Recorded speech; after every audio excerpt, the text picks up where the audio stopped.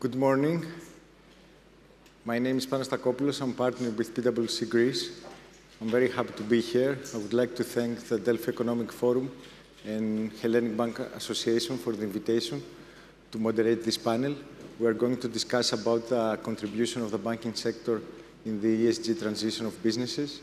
Here with me today, I have my colleagues that span from the banking sector, supranationals, Greek banks, but from government as well. So I would like to make a short introduction. We have together with us Vicky Loizou. Vicky is Secretary General for Private Investments at the Ministry of Development. We have Apostolos Sisko. Apostolos is a BOD member in the EVA and also a chairman of the BOD at Envirometrics. We have Maya Herenkes from EBRD. She's a director at the Climate Strategy and Delivery in the Green Financial Systems. We have Ernesto Panagiotou. Ernesto is the Chief Transformation Officer at National Bank of Greece and also leads strategy and international activities. We have Αντώνης Σαγρή. Αντώνης is a Senior Director in Piraeus Bank in Corporate Development and ESG. Dimitris Kouras-Kazazoglu leads the ESG in Alpha Bank. And Pakis Papadimitriou, who leads the ESG in Eurobank and also is a chairman at the Hellenic Bank Association. We are the first, so we have all the time we want. No, I'm joking. So we have to keep time, otherwise the whole day will go wrong in terms of time. So regarding the first question, I would like to ask Vicky. We know that RRF has created a significant momentum. We have seen major investments in digital, in transition. But now, what do you think? What are the key challenges that, moving forward, what are the key challenges that we have ahead of us? First of all, I would like to thank for the invitation and be part of this exceptional panel. Talking about sustainable development is really important because it is a priority for the government of Kyriakos Mitsotakis since the beginning. And all three pillars of sustainable development are our priority, environmental, social, apart from the economic one. But also we would like to add the ethical one when we talk about transparency, governance, and all of these issues. The situation after the pandemic highlighted even more the significance of investments in this kind of sustainable development, especially health issues, but also social inclusion. And of course, it is the RRF and the European funds that made compulsory investments on green transition. But our goal is to go beyond the compulsory and achieve, to change the mentality of investments. Let's say, make the environmental mentality and the sustainability, not a transition period, but the main one, the mainstream. This is our goal. We know that it is really difficult, but all the funds with RRF and the other structural funds help us create this change in mentality. And this is a challenge to create the conditions so that after the RRF, we continue to this same direction. Okay, thank you very much. Now, Apostol, we see in the market that the ESG transition has created numerous data points across several, let's say, reporting requirements, and we don't have the same maturity level across the board, across the firm. So in terms of ESG reporting, and especially for the small businesses, what are the key challenges that you see in the market and how we can ensure a less burdensome reporting process going forward? Thank you also for inviting me in this very interesting panel with very good composition. It's clearly that the past years ESG has taken a center stage in the corporate world and is impacting SMEs today. There has been growing awareness, of course, from various stakeholders, and unfortunately we have a growing frustration with the myriad voluntary sustainability schemes and standards that SMEs have to face. As you can imagine, this is a nightmare for the sustainability managers who find themselves sort of juggling multiple initiatives and constantly trying to collect information from different departments. Furthermore, I think that it's very important that until now there was lack of standard reporting templates and verification of sustainability reports and claims, which of course raises concern on the reliability of the initiatives and narrows down the scope mainly to marketing activities.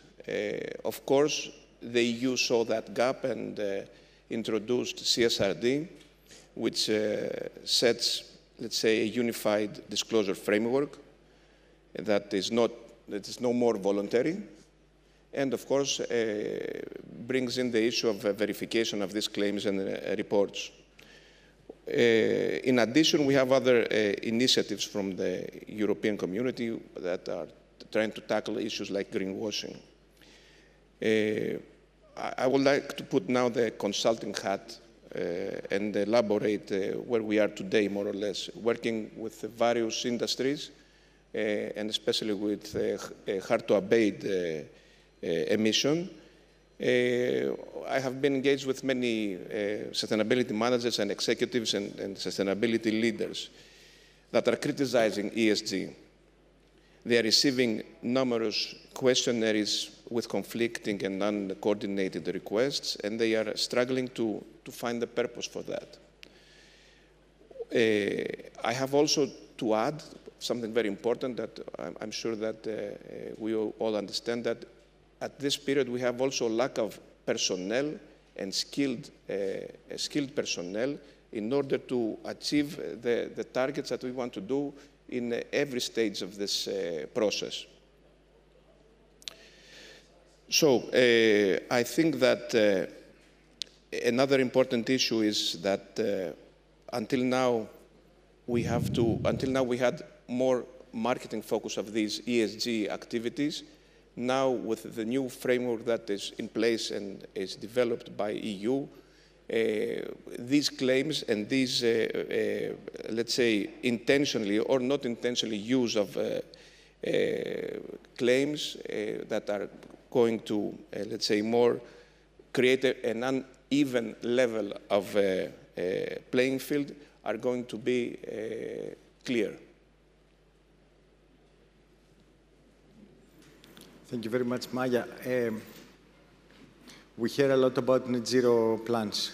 We hear a lot about net zero banking alliance, and we know that many banks across Europe and also Greek banks as well want to participate in this initiative. Could you please help us understand how a net zero action plan could be practical, could be executed, and at the same time could be meaningful enough to be differentiated between banks that have different business models?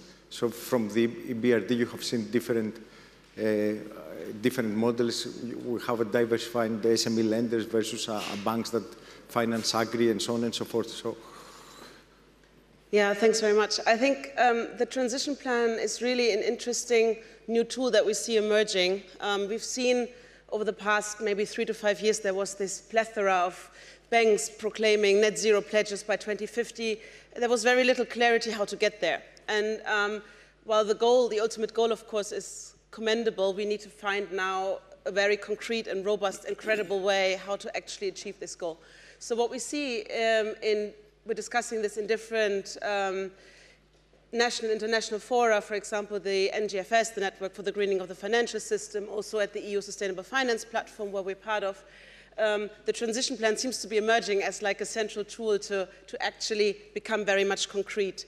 And I personally really like it, because I think the transition plan allows to, for every bank, to start wherever they are, because the starting points obviously vary. Banks are differently advanced in the ESG agenda, so they can find their own starting point. It takes into account and is adaptable to, of course, the national legislation, but also specifics of the location where they operate. Let's say in a country that's highly vulnerable to climate change, you maybe want to include more climate adaptation into your transition plan and not only mitigation, as an example. It also allows really for taking into account what you alluded to, different lending strategies, different business models. If you're a bank, let's say, that's highly exposed or lending very strongly to the agriculture sector, agribusiness sector, then of course you have different climate stresses that you want to manage over time. So I think this is sort of the beauty of the transition plan, that you can do this all in a very sort of individualized manner. However, what we've also seen for the transition plans to be credible, to be robust, there are certain characteristics, I think, that are emerging that they all have or definitely should have.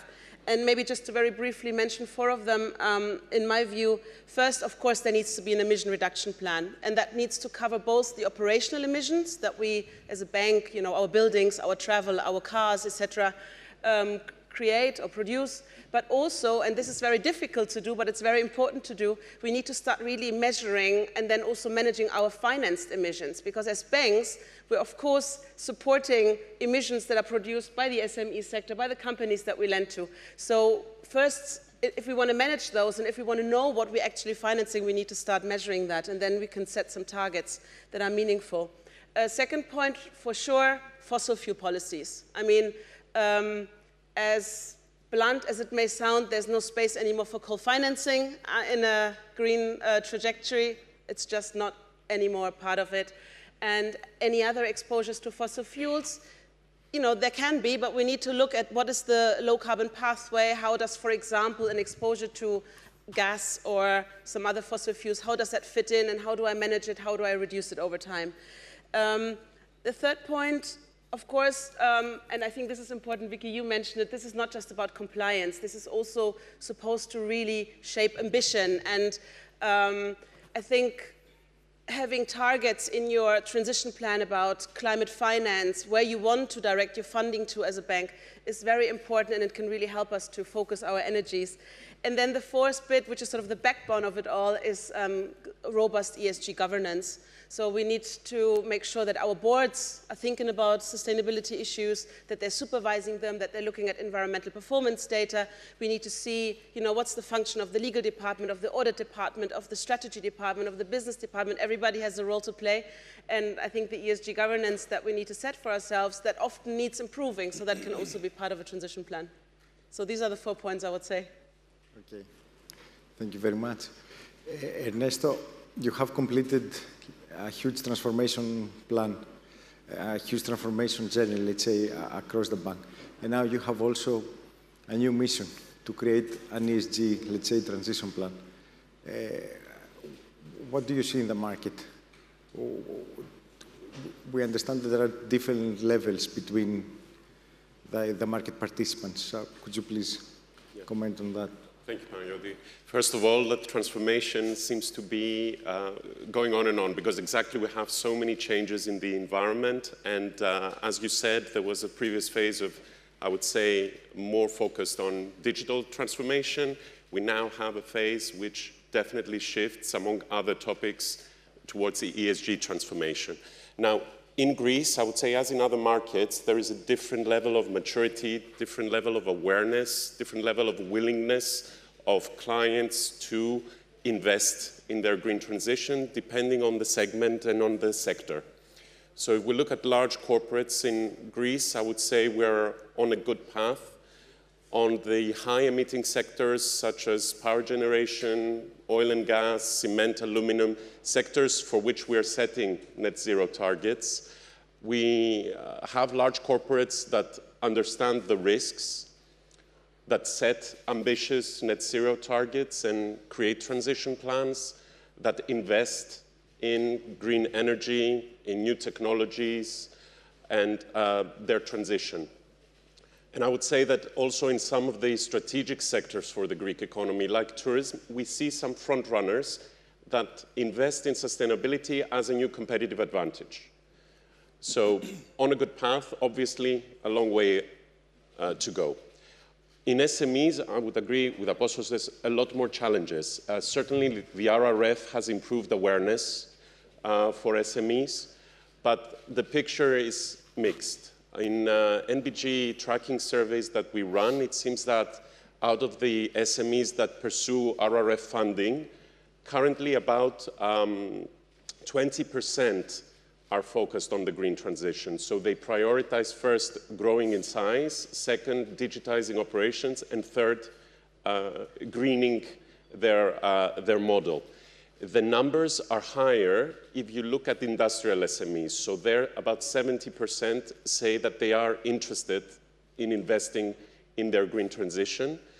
And there's an interesting new finding that also SMEs in areas affected by climate change and natural disasters in the last year are more prone towards investing in green transition because they've also seen the risks materialize. However, I would agree that the majority of SMEs find it challenging and need to tackle a lot of other priorities. So they lag versus EU in terms of where we stand on the transition. On households, things are, I would say, closer to what we see for small businesses.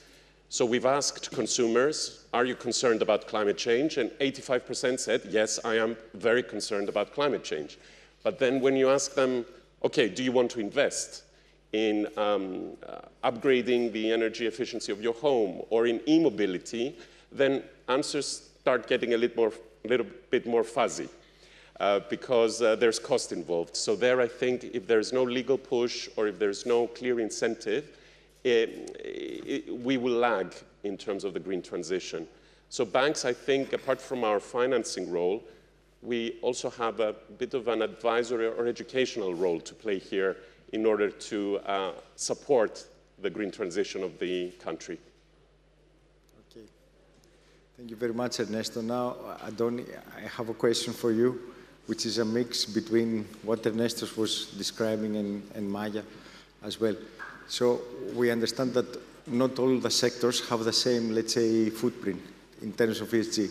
So we have the high emitters, we have the low emitters, and different, let's say, maturity level, and of course, different impact. We have first-order effects and second-order effects because if you finance a transportation company and if you finance an oil and gas company and so on and so forth, you'll have different impact and different penalties from the regulator, but at the same time, you need to have credit. So from your point of view, what would be, let's say, the optimal approach of a bank towards different sectors?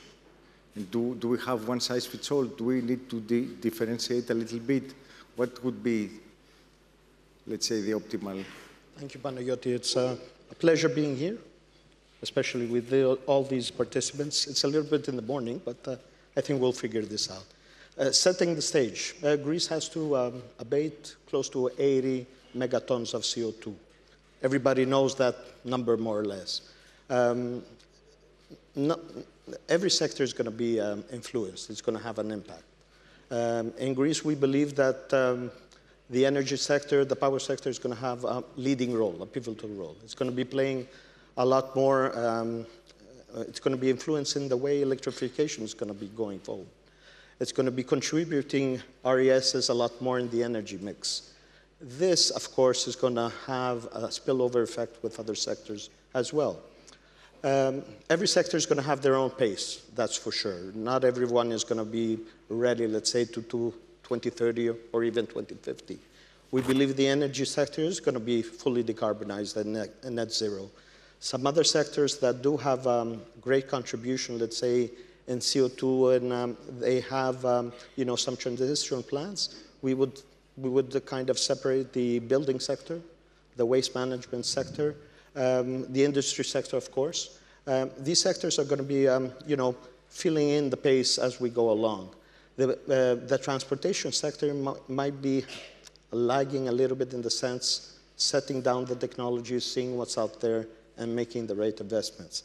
But I think it's essential to be able to address the structural challenges that every sector has.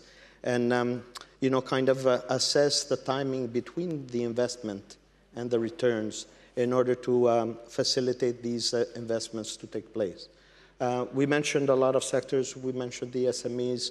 We have, we're very keen to the agriculture sector as well, which is, we participated yesterday in very interesting panels, and we discussed the problems with agriculture sector as well. It's very fragmented. You cannot initiate a very decarbonized rollout that would have a real impact in the sector. It's going to take a lot longer. It's going to take a longer time. It's also mentality. We listened to that yesterday as well. It takes training. It takes a sort of a refocus to new technologies, new data, taking advantage of that business intelligence that, say, every sector could have. And, you know, coming to the end, I think transition finance is critical to net zero.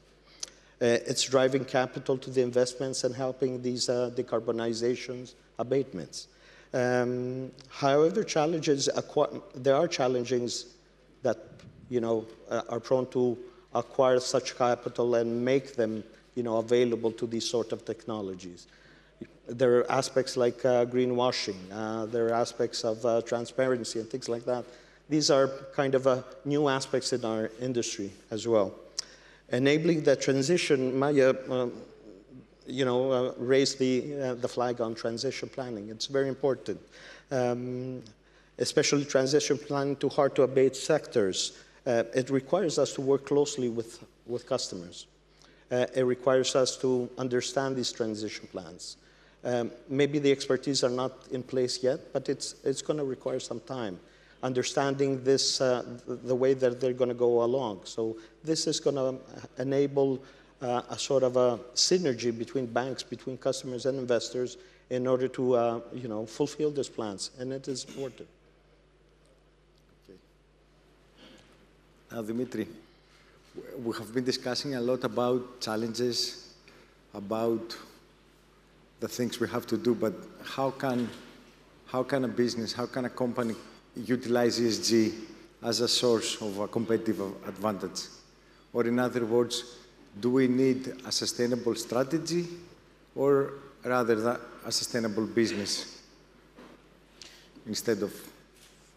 Thank you, Pano. So yeah, indeed, I think as has been established, the focus until now over the last few years from both banks and also from our customers has been on how to comply with the slew of new regulations such as disclosure, transparency, CSRD, and so forth. And indeed, those are great technical challenges, but I think we're getting to the point at which, first of all, we're seeing that the technical challenges will be surmounted, but at the same time, we're also getting to the point where, with sustainability no longer being a new thing in our life, it's been a key part of our lives for several years now. We need to start thinking about it as something that is integral to how we design business strategy. And there isn't a business model out there that isn't going to be affected to some extent. So whether you're in a B2B business model, your sustainability performance is going to determine whether you're able to participate in a large value chain in the supply chain of a large manufacturer, for example. If you're in a B2C segment, your consumers are increasingly going to be more sensitive towards sustainability. And of course, as Ernestos rightly said, this is at an early stage in Greece, but we have seen other foreign markets where consumers are extremely sensitive about sustainability, and ceteris paribus, they usually will factor it into a selection decision. So it's no longer something that a business has to do in order to comply. It's really something that a business just has to do in order to do business.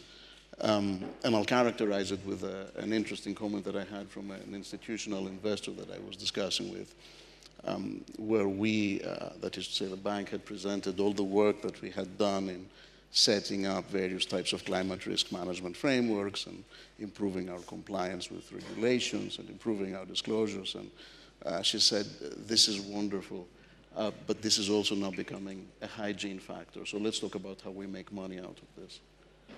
So I think that's the focus that we need to shift to. And even though the challenge of compliance is still there, we need to start thinking about the next phase. Thank you very much, Dimitri.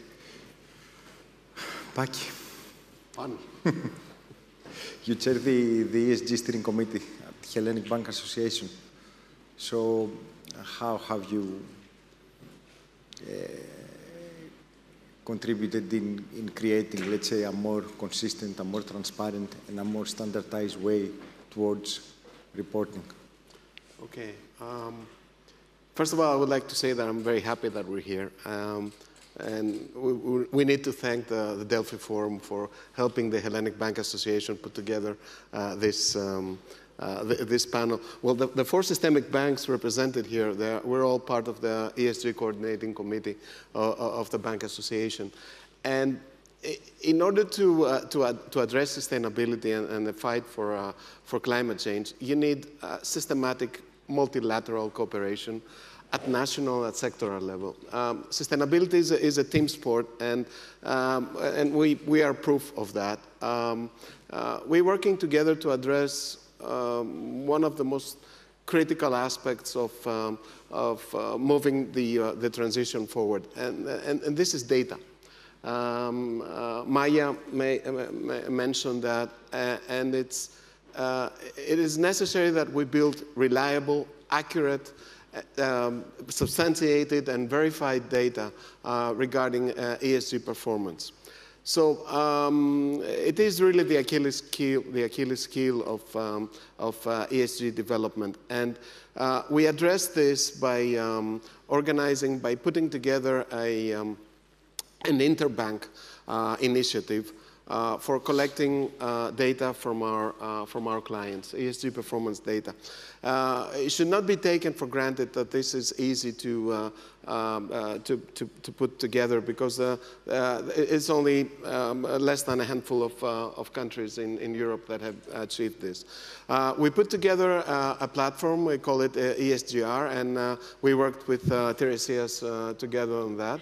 And the idea there is to have a centralized data collection and repository regarding ESG data.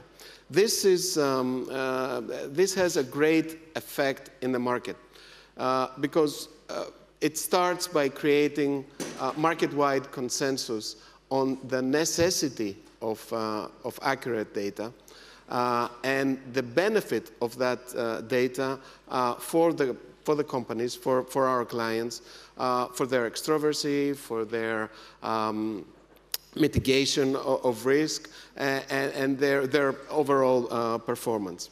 But most of all, and as we have discussed on a number of occasions with the Ministry of Development and the EVA Chamber, we need to address the lack of awareness, particularly with smaller companies, with SMEs.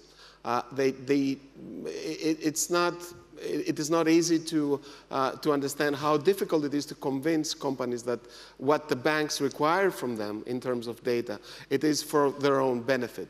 So we try to work on that. The platform is out since last December. We're working out in 3 waves so far. If I can put together some of the advantages of this initiative is, first of all, it standardizes and reduces the volume required by the banks from their customers in terms of ESG data. And ESG data, we're talking about climate data, but we're also talking all aspects of ESG, all aspects of sustainability. So there is a central coordinated data repository that makes sure that the clients do not have to fill in different questionnaires on similar issues from different banks. It serves an automatic solution that helps the company enter data and substantiate data, and it helps the alignment with the requirements of CSRD.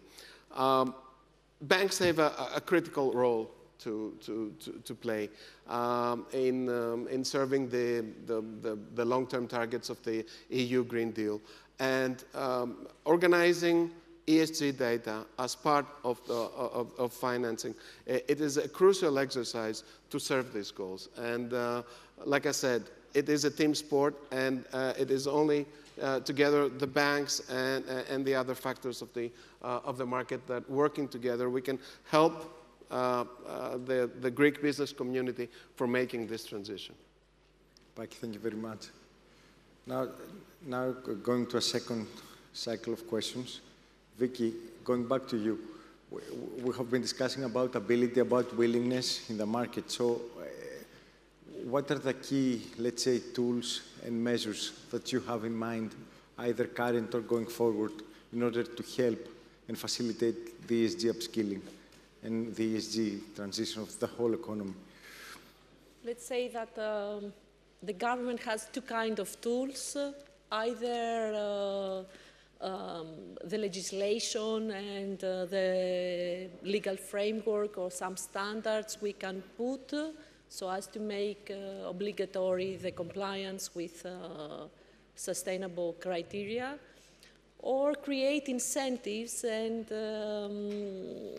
use the educational, let's say, aspect. Ernestos and Pakis also mentioned the significance of awareness.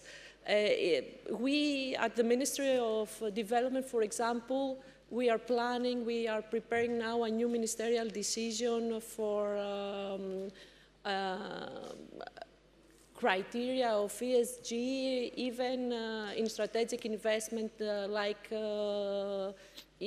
we want to create, even for SHC, which is a special planning tool, we want to input ESG criteria, so we are going to publish a new ministerial decision introducing this kind of criteria even in this kind of investments, but also we try to introduce ESG criteria to the new regimes of the development law. And in the beginning it may not be something really strict, but for big companies we can use this kind of criteria, not in a high level, but in an educational, let's say, aspect. We want to introduce this kind, and of course the leverage of funds through the banking systems also will help us towards this direction. Thank you very much. Apostole, what are the key initiatives you are discussing in EVEA in this front? It is obvious, but I will confirm that the Athens Chamber of Commerce and Industry, the largest chamber in Greece, supports every effort for sustainable development and, of course, transition to a zero-emission economy.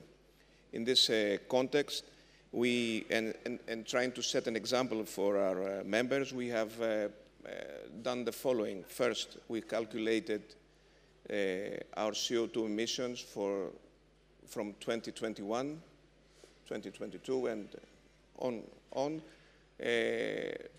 scope 1, 2, and 3 emissions. Second, we verified these data by an independent accredited verification body, emphasizing on continuous commitment to transparency and reliability. And of course, we have developed a bold strategy to reduce emissions from our activities and aiming to achieve carbon neutrality by 2025, which is almost here. So just to add with something that Pakis mentioned before, Greece has made progress and already demonstrated impressive results in shifting to digitization of many of its activities. I think that the initiative that the Hellenic Bank Association related to ESG is in this direction. It will be, I think, very useful for SMEs because they don't have the resources, human resources and capital resources, of course. And this unified platform of collecting data will be very useful. And if we go one step further, I think that you should consider in the future interoperability with other platforms, and of course, including any other new regulation that will appear in the future. Thank you very much, Apostol. Maya, and now we have the Greek banks that have graduated from BRD. You have all the lessons learned, and you have serious action plan and a very solid action plan going forward. What are the key tools from a funding angle that you have in mind? Yeah, look, I always say half jokingly, half seriously that we can green anything. We have obviously green versions of pretty much every funding instrument that EBRD puts out there, green lending facilities, green mortgages we support, green capital market issuance, and so on and so forth. Maybe one trend that I observe, and which I think is important and also relates to what many of us have been saying at this panel, is there's really a trend, I think, now from moving a little bit away from this strict focus on the use of proceeds to more the counterparty. Greening us as banks, we're greening ourselves through the transition plans, through the net zero engagements, through our climate governance, etc. Also our clients, we're looking much more at performance-based instruments such as sustainability-linked bonds, sustainability-linked loans. And I think this shift is very significant, and it also, a little bit what you said, Ernesto, we have a bit of an advisory function as well. Definitely for us as EBRD, as a multilateral development bank, maybe even more so. So what we do together with our funding now is we really support banks very strongly on transition planning. We've created cohorts in collaboration with central banks, for example, in Armenia, Turkey, Tajikistan, other countries on the way, that we're really providing them with the capacity to see, okay, how can I green everything? How can I do all the different components that we've discussed? And I think this is super significant. And I also really would like to applaud the efforts of the Greek banks, and Piraeus, you've described some of them, to really step it up. And I would like to encourage and challenge you to not become complacent, because as you said, it is a team sport, and it's also very, very urgent. So we need to really get on it. Stay on it. Thank you very much, Maya.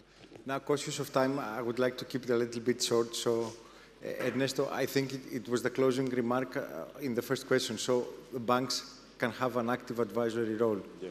So, yeah.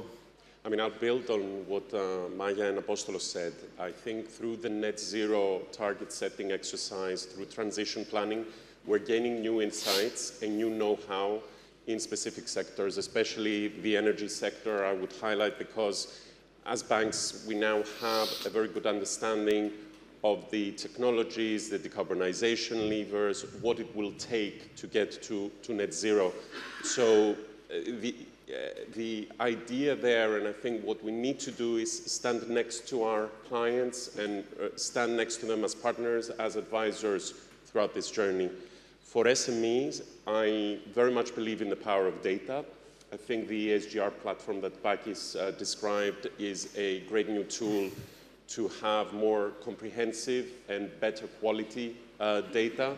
And as we get more mature and build on this, we can hopefully also provide some insights to SMEs, so they know how they perform versus their peers, and they understand also what are the levers and the actions they need to make to become better.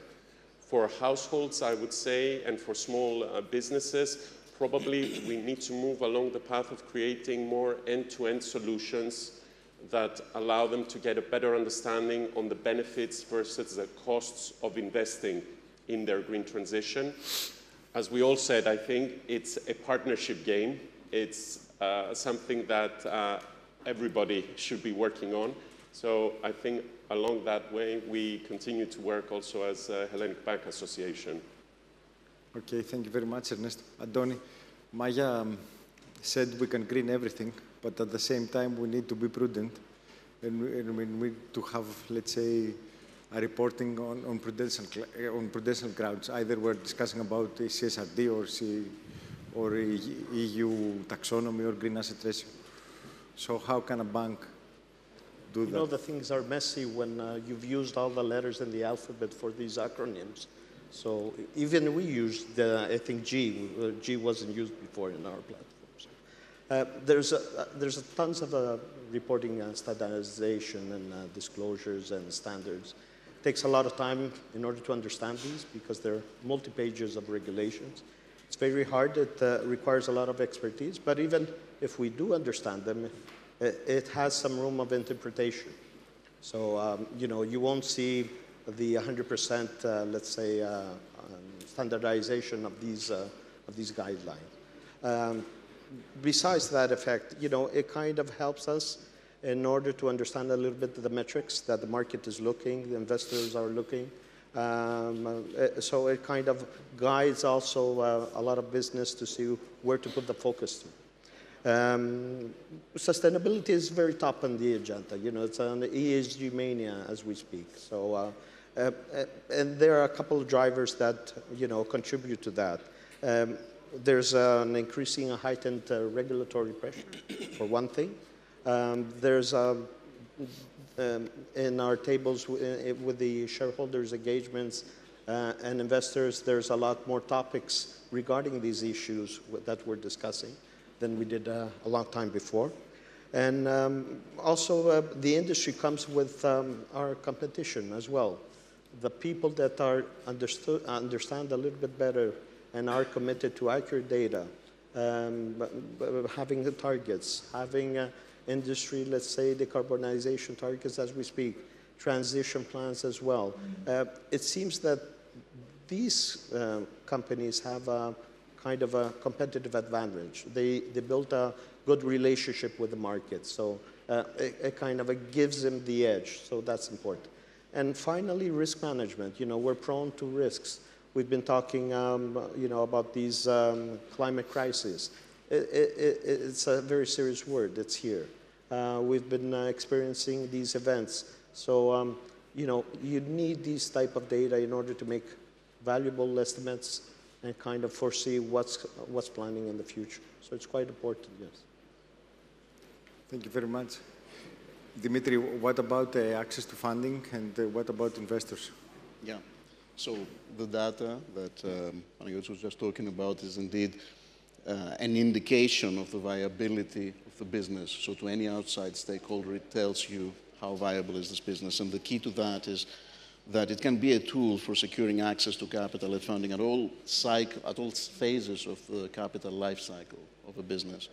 So this doesn't just mean bank lending, it also means instruments, bonds, debt, equity. And as banks, as part of the role of the banking system, is to actually leverage the data that we're building in the HPA platform, which is an excellent initiative, and then support our clients throughout this cycle to gain access to this funding, both with our own lending activity, but also by facilitating their access to other sources of funding. Because although we're developing, like everybody else, the expertise in sustainability, we already have the expertise in finance that we can leverage in order to help them through this transition. Okay. And Paki, the last one. What about the operational side of things? What about the sustainable procurement, the ESG procurement you see? Well, banks, they're helping the market transition to sustainability. But there are also large organizations that they need to make this transposition themselves. So we need to think in terms of value chain. So the banks, they have, in the way they operate, they have a large impact. The banks have a very large building portfolio. And buildings contribute about 40% of the global greenhouse gases. So by investing in green buildings, in low emission operation, it helps change. For us, for Eurobank, moving from one building of the headquarters building to a new one, we had something like 47% of savings in emissions, in energy intensity level. But we need to think across the value chain. So there is the upstream part and there is the downstream part. The downstream part goes with the clients and building capacity with our clients. Continuous awareness, continuous training, if I may say so, of our clients on how to interact. And then upstream. Banks, they have a large supply chain. So by putting ESG criteria in their tender process, by pushing their suppliers to adopt sustainability principles that the banks themselves, they use for their operation, that helps change the entire market. So just like banks change the market, they change themselves, and this is all part of the transposition that we need to do. Thank you very much. It was a pleasure being here. Now I will pass the floor to Mr. Pefanis for the next session. So thank you very much. Thank you.